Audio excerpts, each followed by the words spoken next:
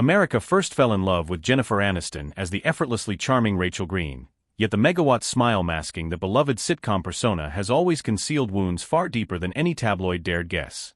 Behind the red carpet gowns and Emmy trophies lay three questions that refused to die. Why did her supposedly fairy tale marriage to Brad Pitt crumble? How did a decades-long feud with her own mother leave scars no plastic surgeon could soften? And perhaps the most painful mystery of all, what really stopped Hollywood's girl next door from becoming a mom? For years, Aniston let gossip swirl unanswered. But a string of candid interviews has shattered the silence. In late 2022, she finally revealed the grueling rounds of IVF, Chinese herbal remedies, and late-night tears that ended with bittersweet acceptance. I would have given anything if someone had just told me, freeze your eggs, she confessed, admitting the ship has now sailed on biological motherhood. Fast forward to 2025 and she's back in headlines again, calling the upcoming fourth season of the morning show so hard to film, proof that even a $320 million powerhouse can still feel the grind. Yet the most shocking revelations reach further back than fertility clinics or Apple TV sets. Aniston's rocky childhood featured a father who vanished without warning and a mother whose cutting remarks about her looks drove a wedge so deep it would take 15 years, and a public divorce, to mend. Those bruises, she says, shaped every romance that followed, including the planet's most dissected love triangle. So how did a little girl desperate for her mother's approval evolve into the highest-paid actress on television, only to watch her private life combust on the world stage? To answer that, we have to rewind to the very first betrayal, one that began long before Chandler cracked his first joke. But what happened inside that Los Angeles apartment will explain everything that came next. Long before magazine covers crowned her America's sweetheart, Jennifer's first experience of abandonment came at age 9. She arrived home from a friend's birthday party to find her dad, soap opera star John Aniston, suddenly gone. Her mother could only say, "He won't be around for a little while." That little while stretched into nearly a year without so much as a phone call, leaving the shy grade schooler convinced the split was somehow her fault.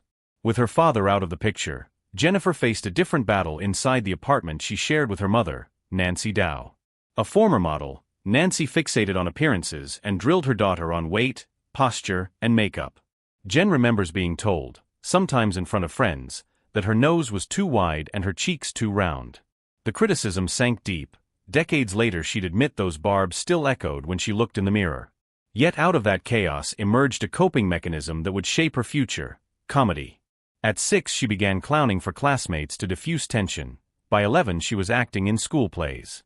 During her lean New York years she juggled off-Broadway roles with odd jobs, telemarketing, waitressing, even zipping through traffic as a bike messenger, anything to keep the dream alive. Still, self-doubt festered. For failed TV pilots nearly convinced her that Hollywood had no place for a girl who wasn't pretty enough. But one late-night meltdown, and a chance meeting at an LA gas station, would rewrite everything we thought we knew about Jennifer Aniston's destiny. By the early 1990s, Hollywood looked like one long cul-de-sac for Jennifer Aniston. She had already burned through 4 canceled sitcoms, Malloy, Ferris Bueller, The Edge, and Muddling Through, and a string of failures left her questioning whether she should quit altogether. One night in July 1994, she burst into tears while filling her car at an LA gas station and poured her doubts onto the only other customer nearby, NBC President Warren Littlefield.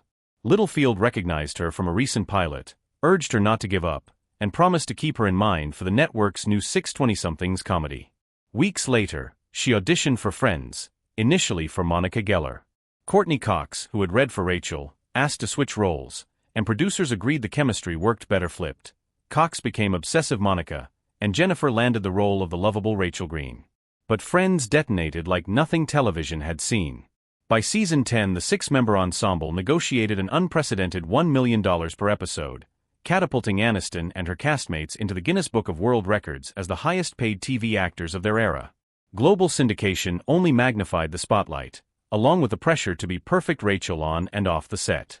Still, even blockbuster paychecks couldn't shield her from a new storm on the horizon.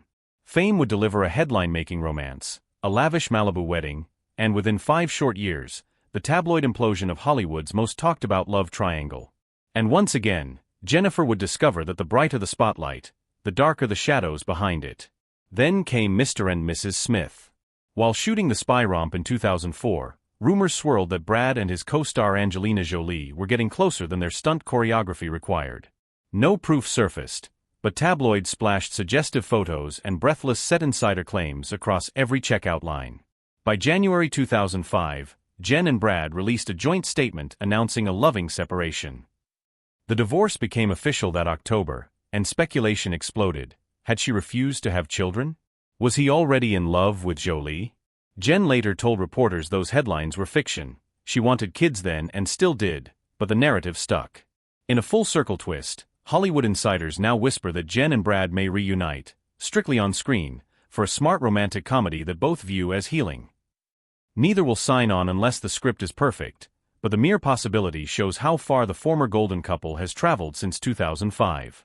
Yet while the world obsessed over who betrayed whom, Jennifer was fighting a quieter, more private battle, one that would test her body, her hope, and her resilience far beyond the glare of any paparazzi flash. And that war was just beginning. While tabloids obsessed over who stole whose husband, Jennifer was fighting a silent, far more intimate battle, trying and failing to become a mother. For nearly a decade she chased every remedy doctors and wellness gurus could suggest. "I was throwing everything at it," she told Allure in her 2022 cover story, describing countless IVF cycles, hormone shots, and even bitter Chinese herbal teas that promised miracles and delivered only bruises and disappointment. Each failed round landed on front-page speculation. Magazine editors scoured beach photos for the slightest hint of a baby bump, then spun headlines that she was selfish or career-obsessed if no bump appeared. In July 2016 she snapped. Her blunt HuffPost essay, titled For the Record, lashed out at an industry that treats women's bodies like public property. "What I am is fed up," she wrote, condemning the sport-like scrutiny that insists a woman is incomplete without children. The piece went viral, earning applause from fellow celebrities and a stunned silence from gossip sites suddenly called out by name. But Hollywood never stops moving. With motherhood off the table, Jennifer penned a new script for herself, one that involves billion-dollar syndication deals, a streaming-era comeback, and a surprising late-career business pivot. And that reinvention is where our story heads next. Just when cynics predicted Jennifer would fade into 90s sitcom nostalgia, she detonated a second-act few stars ever master. First came the silver screen wins. The Good Girl proved she could do indie grit, while Bruce Almighty and the murder mystery franchise padded her box office resume, but the real power play arrived with Apple TV+. In 2019's glossy newsroom drama The Morning Show, Aniston traded laugh tracks for lightning rod monologues and collected a Screen Actors Guild trophy on opening night. 4 seasons in, she admits the latest shoot was so hard she finished some days drenched in fake oil and genuine exhaustion, yet calls the 2025 episodes her most explosive ever. Success, of course, breeds fresh whispers. When paparazzi caught her sharing a 3-hour tower bar dinner with internet darling Pedro Pascal this March, Twitter practically proposed for them. Within days Page 6 sources insisted there is no romance, and Pascal himself threw water on the fire, calling their bond purely platonic. Aniston's own stance? She recently told friends she's healed, dating under the radar, but has zero interest in walking down the aisle a third time. Add a cult favorite hydration deal with Smartwater, Emirates Airlines commercials shot at 40,000 feet, and the ever-growing Friends royalty stream, still estimated at $20 million a year, and the once cash-strapped bike messenger now runs a mini-empire. Yet she jokes that her proudest perk is simpler, working from home in sweats when LolaVie brainstorms go long past midnight. So, after 3 decades, where does that leave the girl who just wanted her parents to stop fighting? In her words, content, but never done. And as we turn to our final chapter, we'll ask the question only Jennifer Aniston can answer. Was the price of global adoration worth the scars it left behind? From the moment a nervous 9-year-old watched her father disappear, Jennifer Aniston has been running a marathon most of us never see. She sprinted past a mother's cutting words, leapt over 4 failed sitcoms, and burst through the tape with an era-defining role that made the whole planet feel like her best friend.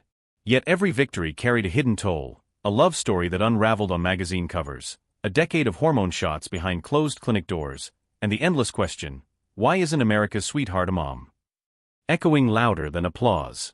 Today, the answer is complicated and strangely liberating. She no longer measures her worth by wedding rings or nursery plans. Instead, she's banking record-breaking syndication checks, steering a haircare startup with her own name on the cap, and rewriting what a middle-aged actress can command in the streaming era. She can joke about Leprechaun 1 minute and carry a prestige drama the next, proof that resilience can outshine any red carpet spotlight. But make no mistake, those earlier scars didn't vanish. They shape the boundaries she sets in every new relationship, the empathy she pours into characters cracking under public pressure, and the fire she channels into projects that tell women's stories on their own terms. The girl who once mimicked classmates to keep the room laughing has learned the real punchline: power comes from deciding what parts of your life stay private, and what truths you finally tell. So here's the question only you can answer. If fame, fortune, and global adoration demanded the trade-offs Jennifer paid, would you still chase the dream? Drop your thoughts below, and let us know which untold celebrity journey you want uncovered next. Because the spotlight never stops moving, and the stories hiding just outside its glow might be the ones that change how we see our stars and ourselves forever.